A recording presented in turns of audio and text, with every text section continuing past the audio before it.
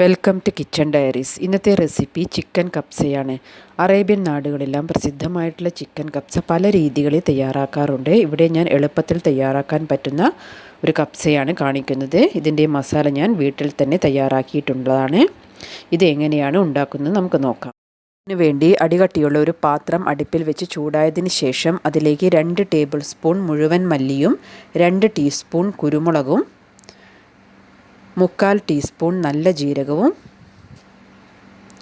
5 ഗ്രാമ്പുവും 2 ചെറിയ കഷ്ണം പട്ടയും 5 ഏലക്കായും 2 കഷ്ണം ബേ ലീവ്സും ഒരു തക്കോലവും ചേർത്ത് കൊടുക്കുന്നുണ്ട്. പിന്നീട് ഇതിലേക്ക് ചേർത്ത് കൊടുക്കുന്നത് 2 വറ്റൽ മുളകാണ്. ഇവ ചേർത്തതിന് ശേഷം ഒരു മീഡിയം ഫ്ലെയിമിൽ വെച്ച് ഇവ നന്നായി ഒന്ന് ചൂടാക്കിയെടുക്കുക.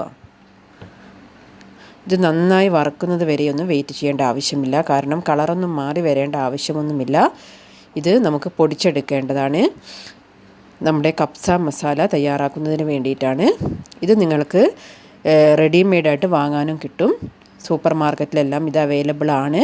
നിങ്ങൾക്ക് അങ്ങനെയാണെങ്കിൽ വാങ്ങിയിട്ട് യൂസ് ചെയ്യുക. അല്ലെങ്കിൽ ഈ രീതിയിൽ നിങ്ങൾ ഇതേ അളവിലെടുത്ത് വീട്ടിൽ പൊടിച്ചെടുത്ത് നമുക്ക് കപ്സ മസാല തയ്യാറാക്കിയെടുക്കാവുന്നതാണ്. അപ്പോൾ നന്നായി ചൂടായതിന് ശേഷം ഞാനിവിടെ ഗ്യാസ് ഓഫ് ചെയ്തിട്ടുണ്ട്. ഇത് തണിയാൻ വേണ്ടി ഇവിടെ ഞാൻ മാറ്റി വെക്കുകയാണ്. തണിഞ്ഞതിന് ശേഷം മിക്സിയുടെ ഒരു ജാർ എടുത്ത് അതിനകത്തേക്ക് ഇവ ചേർത്ത് കൊടുക്കുക. എന്നിട്ടിത് നമുക്ക് നന്നായിട്ടൊന്ന് പൊടിച്ചെടുക്കണം.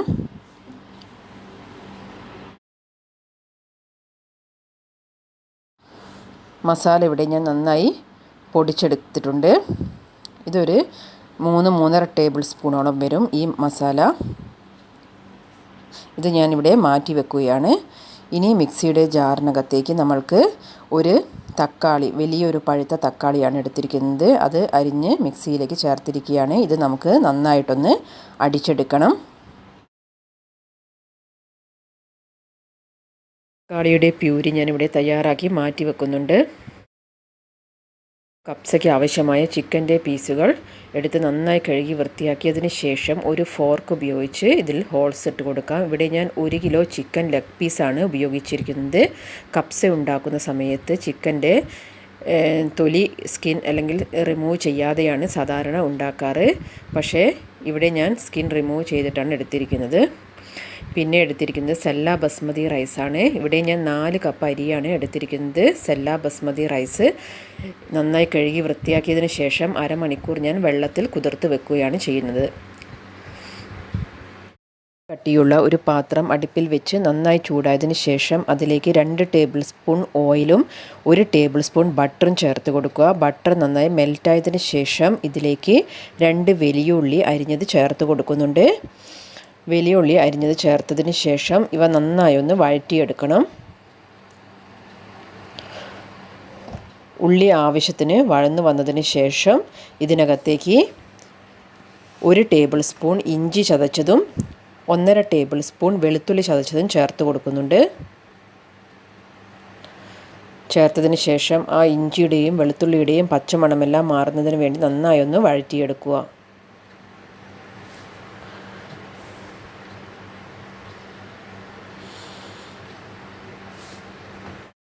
നമ്മൾ കഴുകി വൃത്തിയാക്കി വെച്ചിരിക്കുന്ന ചിക്കൻ്റെ കഷ്ണങ്ങൾ ഇതിനകത്തേക്ക് ചേർത്ത് കൊടുക്കാം. ഇവിടെ ഞാൻ ചിക്കൻ്റെ ലെഗ് പീസ് മാത്രമാണ് ഉപയോഗിച്ചിരിക്കുന്നത്. പിന്നെ സാധാരണ കപ്സ ഉണ്ടാക്കുമ്പോൾ ചിക്കൻ തൊലിയോട് കൂടി തന്നെയാണ് ഉപയോഗിക്കാറ്.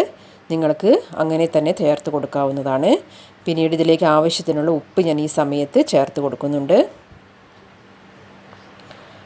പിന്നെ 2 ടേബിൾ സ്പൂൺ നമ്മൾ പൊടിച്ചു വെച്ചിരിക്കുന്ന കപ്സ മസാലയും ഈ സമയത്ത് ഇതിനകത്തേക്ക് ചേർത്ത് കൊടുക്കുക.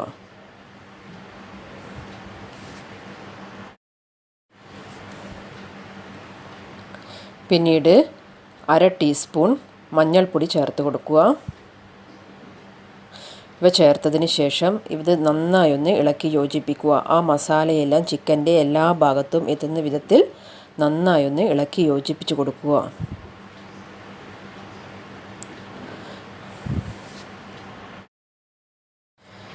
ചിക്കൻ്റെ എല്ലാ ഭാഗത്തും ആ മസാലയും ഉപ്പും എല്ലാം എത്തുന്ന വിധത്തിൽ നന്നായി ഒന്ന് ഇളക്കി യോജിപ്പിച്ച് കൊടുക്കുക.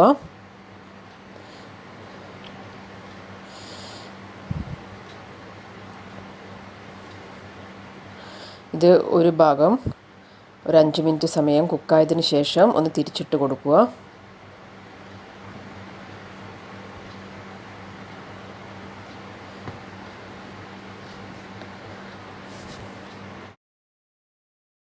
ഒരു വശം 2-3 മിനിറ്റ് സമയം കുക്കായതിന് ശേഷം ഒന്ന് തിരിച്ചിട്ട് കൊടുക്കുക ചിക്കൻ്റെ കഷ്ണങ്ങളെല്ലാം.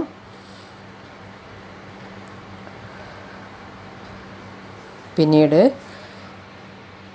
ഇതിനകത്തേക്ക് ഒരു 3 ഏലക്കായും ഒരു 10 കുരുമുളകും 2 കഷ്ണം പട്ടയും ചേർത്തിട്ടുണ്ട്. ഇതിലേക്ക് 1 ടേബിൾ സ്പൂൺ ടൊമാറ്റോ കച്ചപ്പ് കൂടെ ഈ സമയത്ത് ചേർത്ത് കൊടുക്കുക. പിന്നീട് മാഗിയുടെ ഒരു ചിക്കൻ ക്യൂബ് നിങ്ങളുടെ കൈവശം ഉണ്ടെങ്കിൽ അതൊന്ന് പൊടിച്ച് ഈ സമയത്ത് ഇതിനകത്തേക്ക് ചേർത്ത് കൊടുക്കുക. അതില്ലെങ്കിലും കുഴപ്പമില്ല. പിന്നീട് ഒരു ഓറഞ്ച് നന്നായി കഴുകി വൃത്തിയാക്കിയതിന് ശേഷം അതിൻ്റെ തൊലി ഒരു പീലർ ഉപയോഗിച്ച് അടർത്തി ഇതിനകത്തേക്ക് ചേർത്ത് കൊടുക്കുക. തൊലി എടുക്കുന്ന സമയത്ത് ഓറഞ്ചിൻ്റെ ആ വെള്ള ഭാഗം ഇതിനകത്ത് ആവാൻ പാടില്ല. അപ്പോൾ അത് നിങ്ങൾ ശ്രദ്ധിച്ച് പീൽ ചെയ്ത് ഇതിലേക്ക് ചേർക്കുക. പിന്നീട് ഇതിലേക്ക് ചേർക്കുന്നത് ഒരു ഉണക്ക നാരങ്ങയാണ്, ലൂമി എന്ന് പറയപ്പെടും. ഇവ ചേർത്തതിന് ശേഷം നന്നായി ഒന്ന് മിക്സ് ചെയ്തെടുക്കുക.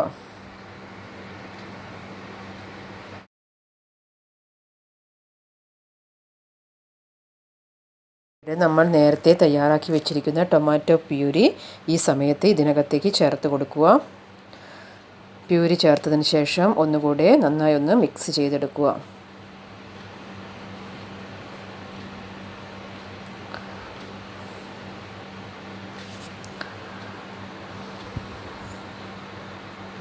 പിന്നീട് ഇതിനകത്തേക്ക് ആവശ്യത്തിനുള്ള വെള്ളം ചേർത്ത് കൊടുക്കുക.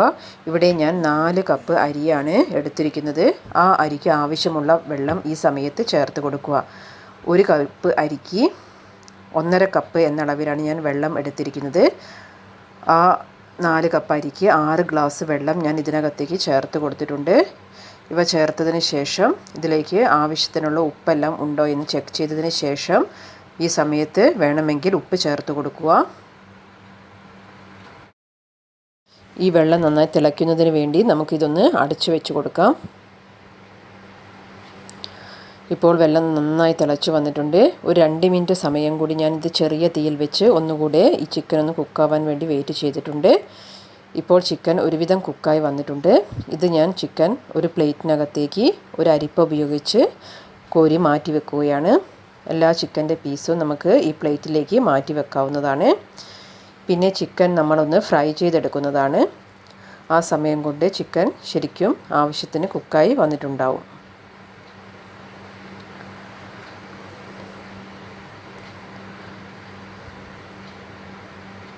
നിങ്ങൾക്ക് ചിക്കൻ മുഴുവനോടെ തന്നെ ഇങ്ങനെ ഉപയോഗിക്കാവുന്നതാണ്. ഇവിടെ ഞാൻ ലെഗ് പീസ് മാത്രമാണ് ഉപയോഗിച്ചിട്ടുള്ളത്. ഇപ്പോൾ ചിക്കൻ്റെ പീസെല്ലാം ഞാനൊരു പ്ലേറ്റിലേക്ക് മാറ്റിയിട്ടുണ്ട്. ഇനി ഈ വെള്ളത്തിലേക്ക് നമ്മൾക്ക് അരിപ്പയിലേക്ക് ഊറ്റി വെച്ചിരിക്കുന്ന അരി ചേർത്ത് വെച്ച് കൊടുക്കാം. ചേർത്തതിന് ശേഷം ഈ അരി ഒന്ന് നന്നായി ഇളക്കി യോജിപ്പിച്ച് കൊടുക്കുക.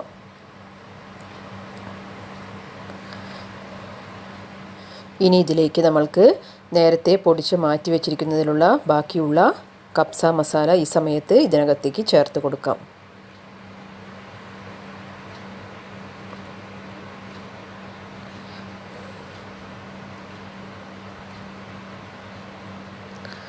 പിന്നീട് ഞാൻ ചേർത്ത് കൊടുത്തിരിക്കുന്നത് ഒരു പകുതി ക്യാരറ്റ് കുറച്ച് നീളത്തിൽ അരിഞ്ഞ് കഷ്ണങ്ങളാണ്. പിന്നെ ഒരു 4 പച്ചമുളക് മുഴുവനോടെ തന്നെയാണ് ചേർത്ത് കൊടുക്കുന്നത്. ഇത്രയും കാര്യങ്ങൾ ചേർത്തതിന് ശേഷം ഒന്നുകൂടെ ഇളക്കി യോജിപ്പിച്ച് കൊടുക്കുക. പിന്നീട് നമ്മൾക്ക് ഇതൊരു അടപ്പ് കൊണ്ട് അടച്ച് ഇതൊന്ന് തിളയ്ക്കുന്നത് വരെ വെയിറ്റ് ചെയ്യാം.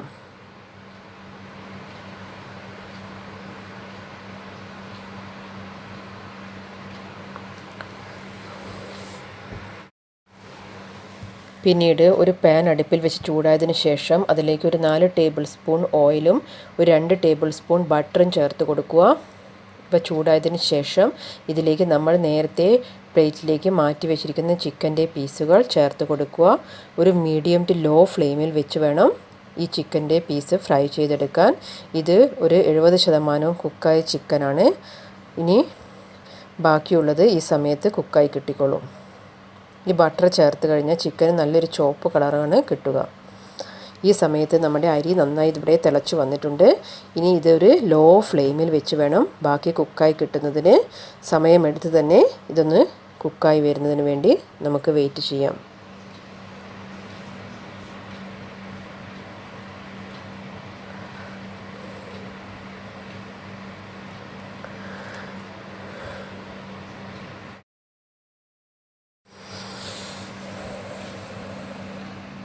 ഇപ്പോൾ ചോറ് ആവശ്യത്തിന് കുക്കായി വന്നിട്ടുണ്ട്. അധികം വെന്ത് പോയിട്ടൊന്നുമില്ല. നിങ്ങൾക്ക് കണ്ടാൽ തന്നെ അറിയാം. നല്ലൊരു ടെക്സ്ചറിൽ തന്നെ ചോറ് തയ്യാറാക്കി കിട്ടിയിട്ടുണ്ട്. ഒന്നുകൂടെ വെള്ളം വലിയാനുണ്ട് ഇതിൽ നിന്നും. ഇതൊന്ന് ഇളക്കിയതിന് ശേഷം ഒരു 2 മിനിറ്റ് സമയം കൂടി നമുക്കൊന്ന് അടച്ചു വെച്ച് കൊടുക്കാം.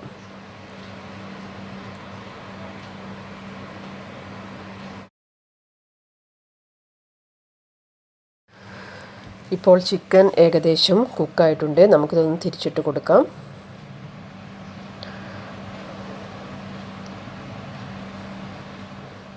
ലോ ഫ്ലെയിമിൽ വെച്ച് മാത്രമേ ഈ ചിക്കൻ ഫ്രൈ ചെയ്തെടുക്കാൻ പാടുള്ളൂ.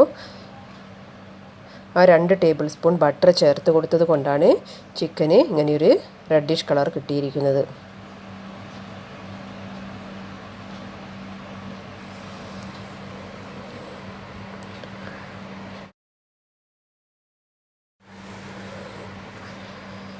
ഇപ്പോൾ ചിക്കൻ്റെ പീസെല്ലാം ആവശ്യത്തിന് കുക്കായി വന്നിട്ടുണ്ട്. ഇത് ഞാനൊരു പ്ലേറ്റിലേക്ക് മാറ്റി വെക്കുകയാണ്.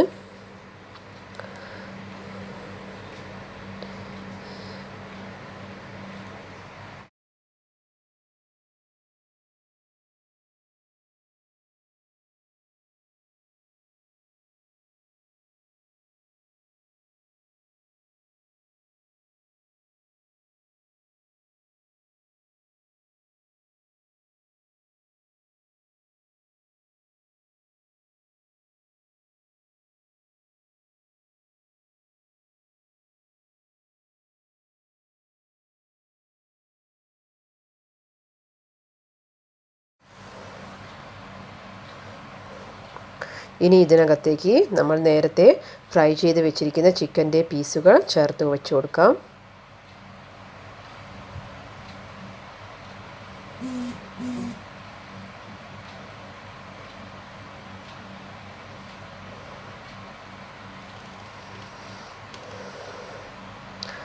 ചിക്കൻ്റെ പീസെല്ലാം ഇതിന് മുകളിൽ നിരത്തി വെച്ച് കൊടുക്കുക.